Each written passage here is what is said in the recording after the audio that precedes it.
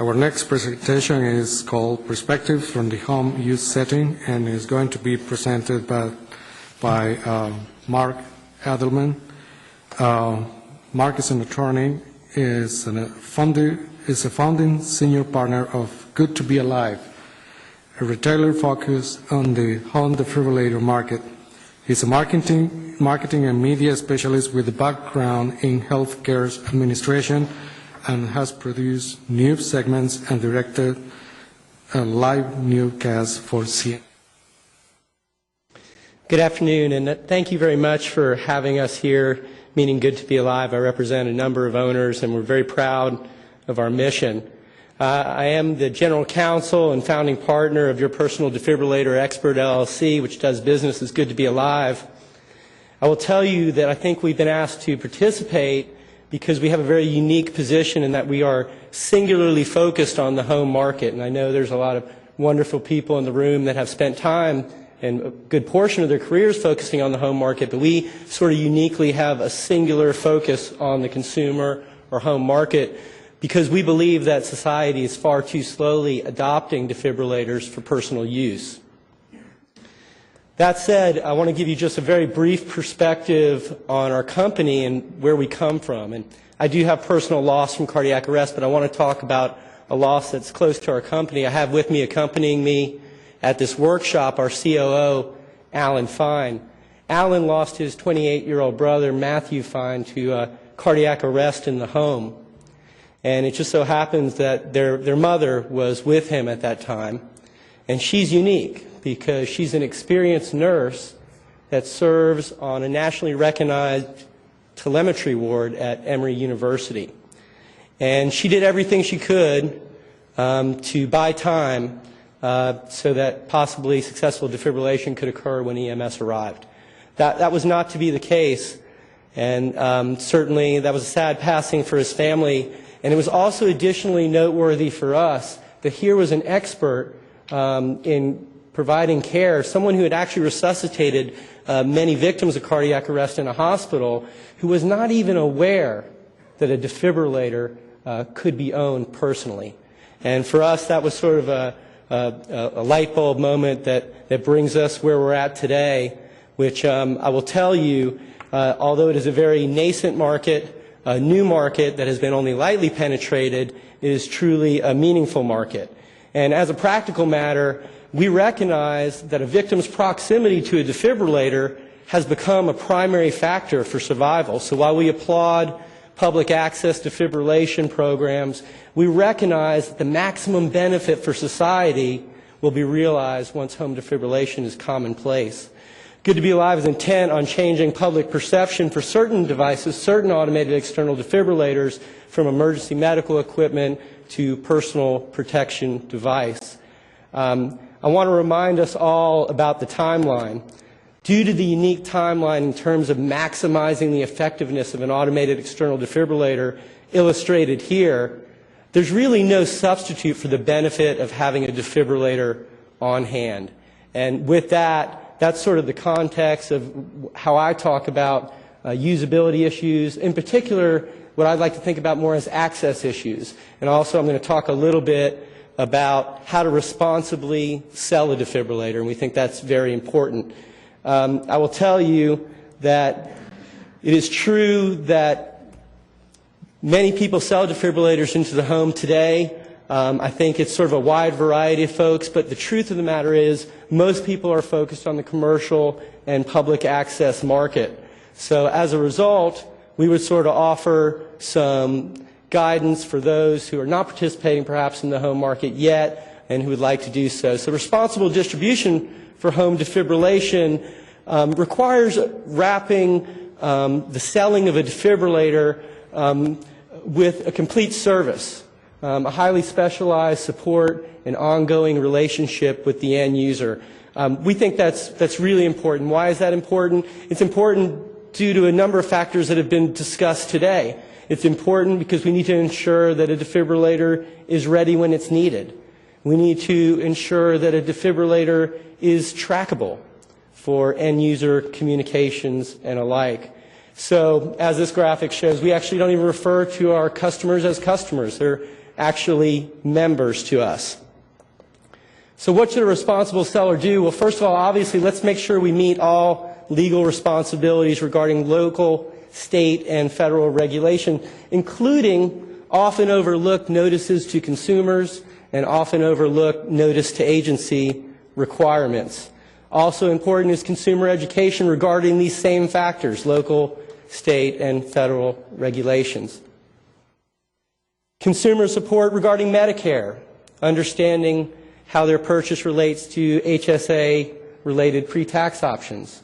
If you're a New York resident, how does it relate to the New York tax credit? What about financing options? Do we provide financing options? We do. We provide an installment plan for consumers so that they can purchase a defibrillator for their home. Also, a consumer-friendly e-commerce portal for all channel communications. Of course, there's a wide variety of demographics that will acquire a defibrillator for their home. I will tell you that the range is literally from video conferencing to traditional mail. And it's important that a seller, a distributor, a retailer be available on all points. Online product-specific training and instructor referral for in-person training. This also drives to a point that's been much discussed today about training and how it relates to a user approaching various devices. Well, here we have a close connection, a close relationship with the end user. We know what device they have. We're providing training that is specific to that device. So we think that's very important, and I think we all know out in the field that's an issue. And it is a challenge, admittedly, although very important public access. Admittedly, that is a challenge for public access. Sort of what you arrive at in selling exclusively into the home is you end up with a relationship. So not only are you selling an automated external defibrillator, but here you have sold them a friend with good advice about the legal requirements, a friend that can help them through the training process, a friend that will help them to maintain their device through their membership with our organization.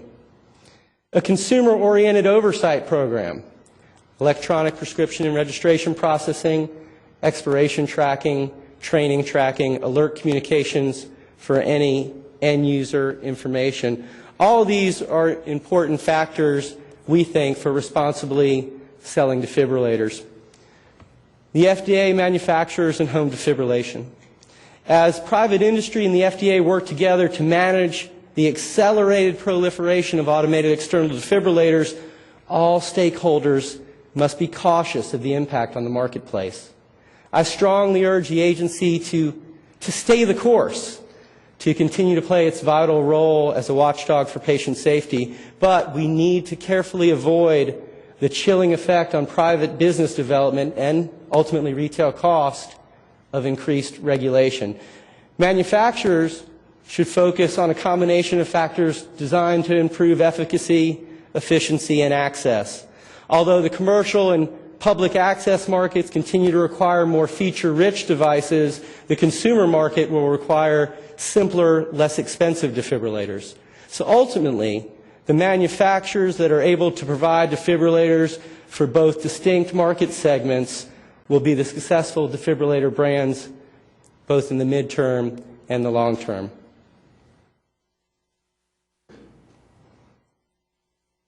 Let me go back just one more slide here. Again, what other factors should the manufacturers focus on? Clinical efficacy, always at the top of the list, and I know that's inherently at the top of the manufacturer's list. Ease of use. That's not only the simplicity of device factors that we've all been discussing, but also the training material. It's important that it be complete, but it's important that it be easy to understand and simplified as best as possible. What else can manufacturers focus on in product development? Maintenance-free period. I will tell you, for our consumers, our members, this is the #1 factor. People want to know how long their device will be ready without any action required by them. This is a factor I think is worthy of focusing on in developing the appropriate products for home use.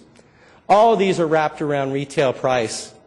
Ultimately, the retail price will sort of determine when we achieve a really meaningful accelerated demand into the home defibrillation market. and that will be an important day because it will represent an advancement against one of the #1 killers of mankind over many, many centuries. That said, mainstream acceptance of home defibrillation, it is true that many life-saving technologies lie ahead, especially as the computer age continues its exponential effect on innovation. Some yet undiscovered cures for cancer, crash aversion technologies. There are many more that we cannot even envision. That said, commonplace layperson external defibrillation is entirely foreseeable. In fact, it has already begun. Again, we applaud public access programs, both public and private, but Good to Be Alive remains focused on where the maximum benefit for society remains untapped, in the home. The Sunday before last, a 51-year-old man in Southern California, a husband and father, lost his life to cardiac arrest in the home. If he had owned a defibrillator, we're not sure what the outcome would be. Last week, a 40-year-old Maryland woman lost her life. She was a wife and mother. If she had a personal defibrillator for her family, we don't know what that outcome would be.